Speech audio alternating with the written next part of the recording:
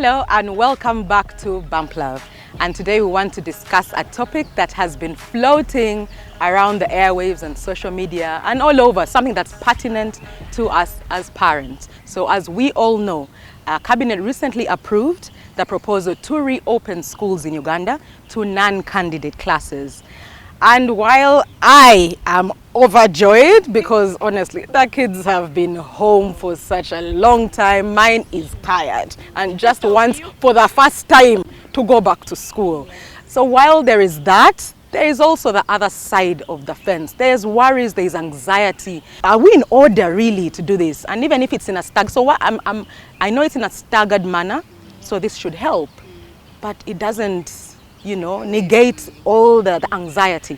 So I would like to share with you our thoughts. Like a bittersweet. There's relief, but then there's also anxiety. Are schools ready? They've been closed for a very long time, an entire year. And I know that like last year, parents, had makeshift arrangements for education. So whether it was online or some form of homeschooling. So I guess this is coming as a relief to a lot of parents. But there's also the conversation around the anxiety. I think the other thing or point of concern for parents is, okay, so there's this staggered manner. The children have been home for a year. So how is progression going to happen? Yeah. Yes. Okay, so now my child will go to P1. So does that mean that our kids will have maybe 2 terms in a year? But remember last year, because lockdown hit, was it at the end of first March? term? Beginning of first? Around Beginning. Middle of first. Yes. Yes. Now there's the cry of, okay, so kids have regressed. Not everybody had the opportunity to do something about, their child's education. So how do we pick up from there? So there's just sort of a lot of things that are in limbo, up in the air, not clear. And I guess the schools are also struggling because maybe they sort of look up to the ministry for guidance. And I guess also a lot of schools maybe do things their own way, but this is new. We've never been in a pandemic, We've never had kids sit at home for a year. How do you pick up from there? So I feel like as a parent, there's just so much that is, yes, we seem to have direction in terms of what the minister shared, but there just seems to be a lot of things that are not clear in terms of progress, how the child will progress. Yeah, like you've said, there's lots of anxiety, but excitement at the same time. We're all excited when they said their schools are open. I have 2 that I have one in P2 and another going to P3. And we feel like even June is too far. Yes, because the younger ones are starting in June to July. The younger ones are starting June to July. I just have a problem with one that I was very excited about who was starting nursery because they've been doing homeschooling and they were doing just for the 2 of them. So, we're just comfortable with him waiting. Yes. So he's ready for P1. nursery. No, he was ready for nursery. Okay. Like in our minds, we were ready. Now when they push us to 5 years, problem. Wow. Because the other 2 have been doing homeschooling and I always felt like he was left out. So I was feeling like, finally he's going to be able to join them. So like she has shared, we are anxious about what will happen. Yes, now when what to expect when your child catches a flu, you're thinking what is happening? Is there a COVID spread in the school? Is it COVID? So we don't know if the guidelines will be in place. We have schools that have up to 100 students and yet physical distancing needs to be a part of what is in. So we are a bit skeptical. We don't know what to expect, because of course every school has different guidelines, but let's wait and see what happens in June. But other than that, we're excited that they are starting school because they were really So for me, I think how I feel about this. I'm so glad that children can go back to school. I've always thought about children staying home, what that means, their protection and all of those things. And I think for me it's been a long time coming. In fact, in my opinion, we've really delayed. In a recent study by Chirenga, he's I think a professor here, only 2% of the cases in Uganda, 2% of the cases in Uganda of COVID-19 are children under the age, wait for it, of 18. As in 2% of the cases under 18, not under 10, not under 12, not under 2, under the age of 18. So I think for me and then there is science now that, you know, of course, other economies have kept their schools open for a very long time, and so they've kind of been able to get some research. And what they've found, for anyone who's feeling anxious about their child going to school, I want to tell you that even if they catch the virus, it's like a common cold to them. Like they have very mild symptoms.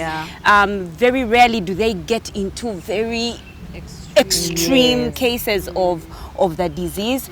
In fact, research from World Health Organization tells us that they're probably going to get the disease from home before they get it from school.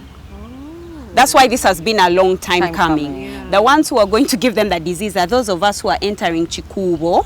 Have you seen Chikubo lately? Have you been to Chikubo? I've seen pictures on social media. And imagine for them, the people in Chikubo are older than they are certain age. They're transmitting. They are the ones who are they're most susceptible. They transmit, and they are like that. And yet our cases in Uganda are quite low. Now imagine children for whom their cases are so mild, they are so few. In fact, they are really not going to affect the problem. In fact, what we have seen is their spread mirrors what's happening in the community. The rate at which is the same rate as it is inside the school. It's not something. It's not a source. Schools are not a source of the disease. Actually, it's our homes. So I'm quite happy that they've opened. I still feel like it's been a long time. This 1 year gap that we've done to our children was absolutely not necessary. It really wasn't necessary. To play devil's advocate, nobody knew what was unnecessary or not. So they didn't know. We didn't know. They didn't know as at June 2020. Okay.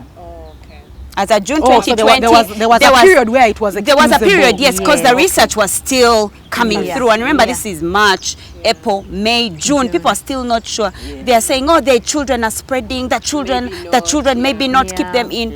But when economies opened up for their children to go into schools, they realized, hey, by the way, guys, these kids are not doing, they are not affecting the virus in any way. So by September, at the very least, we should have opened up. So it even shows now, this 2% is with international schools open in September. Yeah, they did. Yes, they've been open, and so this spread, this thing that we fear about the disease for our kids. In fact, we should be the ones now when our kids go to school. You as a parent, you need to protect your child because you're the one. The research is showing that they are getting it from home before they get it from school, because from school they are not infecting each other. Even when my child has it and yours doesn't, the transmission rate is way lower than when their dad has it and the child doesn't have it. That rate is so much higher than children spreading to each other. That's what World Health Organization is telling us. That's what UNICEF is telling us right now. That is what. So all the research is pointing towards children. Go and play in the park, please. Yes, but then also there is, given the lockdown, the effect of that lockdown really pulled out parents' resources, financial resources. And remember, to take your child to school, you've got to pay. And just from statistics alone, the economy only started to recover in the quarter to December. Only started to recover. October. People did the quarter to December. Yeah. It started to recover in October. Yeah. So the recovery was seen during October, that November, last, December. and then of course different people recovering at different times. Now remember, these schools are demanding, actually now they're demanding full pay and more than before. Parents were not going to afford to have taken their kids to school by the end of last year. It a huge percentage, because even now there are parents who are still like, oh my goodness, because schools now are actually not accepting half pay. Because of what happened at that time in March, people disappeared and they hadn't finished paying. And also they've been struggling. You see, the schools needed maintenance costs. And they demand more even now. Yes, because of to maintain the SOPs. So I was also a bit skeptical about that, because just because it's not a tunneled story that Yeah. they were ready to open, but government might have also seen the consequences of putting people on pressure to take their children back to school when they were maybe not financially Yes. ready to. And I think you say a very important point, Pumla. Very, very important. However, I would resist generalizing it per se. I think there's also a place for choice, right? The reason as to why they are increasing those prices is because the four of us were taking our kids to school.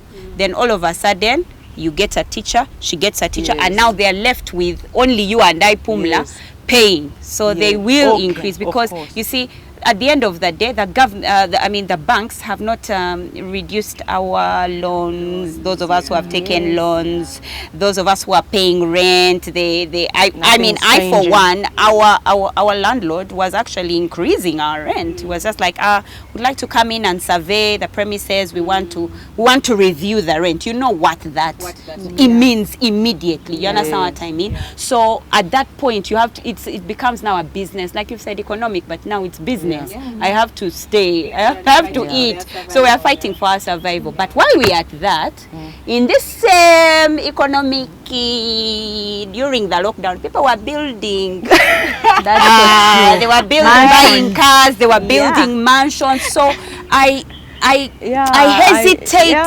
saying that there's certain generalizations you can't make. I feel like there's a place for choice. I mean, I know right now the admissions in international schools have grown because people are like, I can afford, so they've taken to an Definitely. international school. They're like, I because don't they've want been online. opened.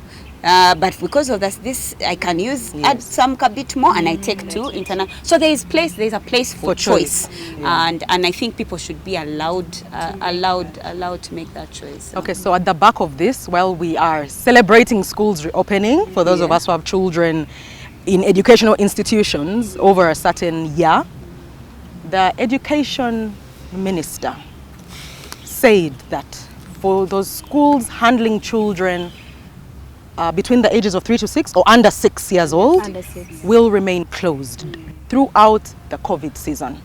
I would like to quote her. So she explained, this particular age bracket doesn't wear face masks and are at high risk of contracting respiratory infections. There's a few other reasons that were given. There's been an uproar by advocates of early childhood development, and I know for a fact that this uproar is valid. I would like to hear your passion and your thoughts. I know some people are more passionate than others. I close the uterus, no more babies going to. You have no So you guys, where are your worries? Which ones? Oh my god. Maybe we should allow the more passionate people to speak. Really? Okay. I think we should all be passionate. We should all be passionate. So I yeah. definitely fall in that category, and I think that it's unfortunate. I feel like maybe not all the angles have been explored to make this a possibility, but also without even going into why early childhood education is important, a lot of parents, and let me speak for myself, I am not equipped to teach my son. So there's the whole, oh yes, you're his mom, you're the best teacher for your child. I get that, and there are things that I will teach Micah that maybe the teachers won't, but there is a level of education that I would want him to achieve that I feel is best given to him by somebody who actually went to school to do this.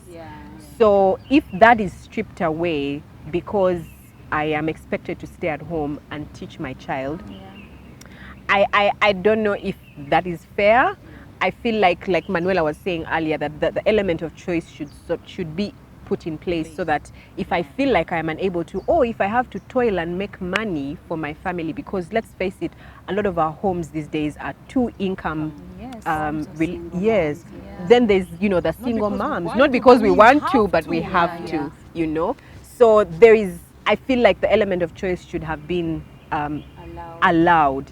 And then of course, and I know Manuela is going to probably expound more on this, the science behind children infecting, and I don't want to get into the science because I don't understand it. I understand the fact that I can't teach my child. I want the option of, hey, there's somebody who can do this better than you, and I strongly believe that as human beings, we have strengths, we have weaknesses. Yes. If there's somebody who does something better than you, Why? I should be allowed to explore that, Yeah. you know, that option. Yeah. Yeah. So that's- When you say to me again, income perspective, Yeah. economic perspective, Yeah. mine was my fear, and this is the cry I've had from many families, is that because as an option, like you mentioned, Rachel, it's that we the parents or the mothers or one of the parents, like teach your child or guide your child in that phase. It's also some kind of education, which for me I felt was a bit improper, because I understand it in a setting, a cake setting, where the mother stayed at home and raised and nurtured the children and did not have to contribute financially to the household. You can devote time and figure out all those things. Yes. But now it's very difficult to do, especially make now the that we've time. come out of again the lockdown season, where we are struggling, where people struggling here and there, and now we have to work. People lost And there are jobs. people who have studied these things and can be paid, Passionate. who are passionate Yes. about this education. I also can't teach my child. I really can't. I don't know. Even actually, I feel like it's teaching me more at this point. So I completely hear, because I've had many parents share that sentiment as well. So a girl child was educated to go in the workplace, to add value, you know. And now for you to be put back and you're told to stay home for 5 years to teach your child, I think is just... We've like, no, we can't. We really can't. Emancipated I tell we can't. You know, like you've gone to university, we've traveled abroad. Hello. Yes, you know, we are University. working in the bank. And here we are being told to stay home. So you have 2 children, maybe one is 3, the other is 6. You have to stay home and look after this. I don't think that is really right. For me, I'm actually also very passionate, because I feel like my son is missing out already. You know, he's 3. I feel like he should be in that space of socializing, of, you know, interacting with children, and not just his brothers, but the rest of the world, you know, because like Manuela is always, you know, telling us about the stimulation and how important those first years of a child are. So if we are leaving them home, you know, if you've decided to go to work and you're leaving them for a maid or a worker, like who you get, In fact, the girl who would have taken care of the child has gone to Dubai. They are going to Oman. Oman, You get The other one who would have gone has gone to USE and UPE. exactly. What caliber of person? Are you going to? And we've even seen it in this COVID season, where a mother had to go to work and they were doing the online classes, and the caretaker could just not manage all that. Yeah. So honestly, no. No, and maybe just to emphasize before Manuela says anything, for me the element of choice is very important, because I'm in another world, maybe I would subscribe to this idea of stay at home and teach your children. Oh, yes, to be Madam honest, Put. Exactly. Well, yeah. In an ideal world, I would Yes. absolutely subscribe to it. You know, like you talked about, I'm sure there are things that I can learn to be able to equip myself to teach my child. But again, back to incomes and just now knowing that there is somebody who can do it, let me focus on this, I think is very important. So maybe, you know, the suggestion for parents to stay at home is not bad in its entirety. Yeah. I just feel like there should be an element Of choice. So, Yes, Manuela. yes. We are ready for you. We are ready Over to. to me. No, but I wouldn't disagree with anything you guys have said. There's nothing more or greater than I can say. And I want to continue from the thought that you've just made. In an ideal world, yes, Pumla would stay home with her son and teach him.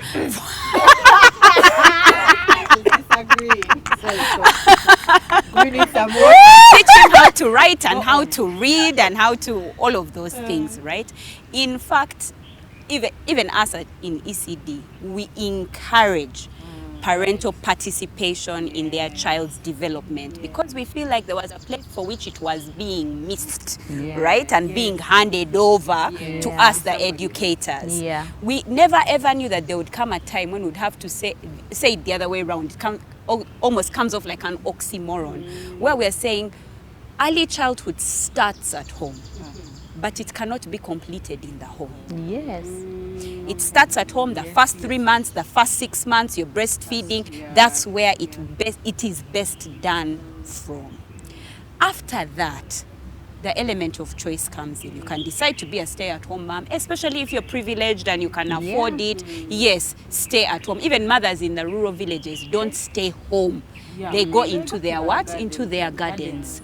Now, if that's the case, where we're coming from is there's a need for children who go to ECDs have way higher outcomes than children that stay at home. It is so proven, because even now here our economy suffers because of that. I know there's many things. I know the Bank of Uganda chick is about to come for me, but our standard of human capital is determined at that point. And as we speak, only 18% of our economy can access early childhood centers. Right now, 18%, and that shows you later in life why that is the case, right? Why there are problems later as they grow. So that childhood does ECD. We have now removed that completely. And we are saying go home. So let us all, for lack of a better word, suffer. Yeah, let our economy suffer, because the outcomes will show. They will show. Our children, you see what's going to happen is, we already talked about the girls who are now going to do UPE, USE to Dubai. But the other option could be that maybe teachers who were helping us teach in the schools are now going to go into homes. But who's going to regulate that? We've heard of, like who's going to regulate this? Because while they're more professional and all of those things, there is a reason as to why they come into an environment, a school environment, an employment environment, so that they can be, to make sure that what they're teaching the child is actually what they're supposed to teach the child. But then also there's this inequality itch that I keep getting every time I think about this situation. September 2020, international schools were open. Right? Why? Why do we think that Ugandan schools can't open? For example, I know that the biggest reason has been our numbers are huge. But just by virtue of the fact that we talk about choice, there are certain parents who already cannot take their child to a school even now that they've been open. So me, who had a center that was admitting 90 children in total, already at that point, 45% are all that I can get. And if you as a government come and tell me, you know what, do shifts. Do Monday, some children Monday, Wednesday, others Tuesday, Thursday, others Friday. Do something that can only allow you to have 8 children. And yes, like they have said, and the truth is, even Chukubo, we are told to social distance, and even us when we go for parties, we don't do it. The good thing is that even if that happened, the science says we are more likely to spread to each other here as we are seated here than 4 children sharing flu. That's what the science suggests. So for us at that point, I feel like you said earlier, there's certain angles that were not looked at, and that there's a need for us to look at, to revisit this decision, because it makes absolutely no sense. And I know our government, I know, the science, these things, everything we're saying, I feel like I know, our scientists are really brilliant. So this science has come out. There is another reason as to why children are not being allowed to go to school. And I would like to say that reason for keeping children in homes doesn't count, because, well, they have better outcomes if they're in an ECD center than there is if they are at home. Wow. Well, Manuela is, and I feel like we should all be passionate. We should all be on this train, because we understand, even those who don't understand, they've seen they may not understand the science of what's happening under the age of 6, but they see it's the reflection or the consequences of later. And I know I am very passionate about this, but I would like Manuela to kind of fold this for us in a basket, because I've just been seated here and I now feel like, oh my goodness, is this where we are headed? So I'd like Manuela to, just wrap this up for us. And if there's an appeal to be made that could be heard, maybe by somebody who could do something about it, then I speak for the parent who's... So you just really want to make me cry. No, because I feel your passion here, and I need you to extend it to our viewers. I want to speak for our children, because they're not going to say it. They miss school, and you as a mom, you know it. They want to go to school. They want to interact because they have to. Their brain needs them to interact. Ask your child, sit down with your child and ask them if they would like to see their friends. You know that they would say yes. And I know that they are the only people in this conversation that are not saying anything. But if they had the words to say it, they would say it. They do want to interact with other children. They need to interact with other children. And I want to speak to you, the mom. The truth is, if you're ever having to choose between your child and your job, I know that no matter how strong and hard-headed you are as a mother, if you ever have to choose, you're going to choose your child. Our country is going to lose out on our workforce. We have such a small percentage working already as it is. 37 and 29% in our private and public sector. And that's only because we are taking care of children. The children we raise are for our country. They are not for us. They are for this country. And it's time for us as the parents to tell our government to allow us to raise the children for the country. The government can't raise the children. We are their assistants. We are the ones who work. We are the ones who do the job of raising our human capital. But we can't do it if we are having to choose. Every effort we've made towards girl child education, women emancipation is going down the drain the day we say schools, preschools, early childhood, daycare centers are closed. So I implore you, moms, please speak to the people that you know can make a difference and ask them to make this difference. There is no scientific risk for your child for transmission or danger to their health. Your child will be fine. They need this education. They need this learning in a setting where they're with other children. And to the Minister of Education, we're available to talk. I don't want this to come off as a war. No, this is something where I would like to be able to talk about this, to sit down on a round table and find a solution, because we hear where you're coming from. We see where you're coming from, but we know that there's other ways we can do. There's ways we can circumvent this. And to our viewers, thank you so much for watching. Share. Share, because I'll tell you, there's people, there's more than just the children, there's a business owners. If you know for a fact, there's so many business owners who actually will be closing our center and will be going online. But I'd love to see the children. I would love to, but we'll have to close. Because we now have to take our services online. But I know I'm such a privileged business because I have the ability to go online. But not many businesses have this privilege.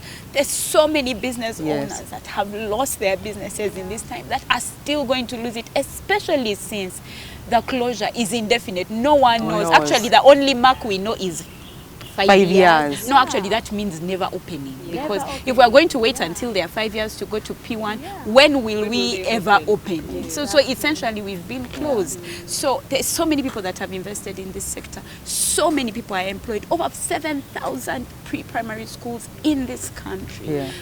Millions of people that have been hired. 23,000 teachers, 10,000 non-teaching staff have been affected. Why are we doing this to our country? I know. Oh wow. Need I add more? Our emotions. Need I add more? Our lines of communication remain open. Please comment. Please share with us your thoughts on what you think about the preschools remaining closed. And we would really love to hear from you. Until next time, with love from Bump Love.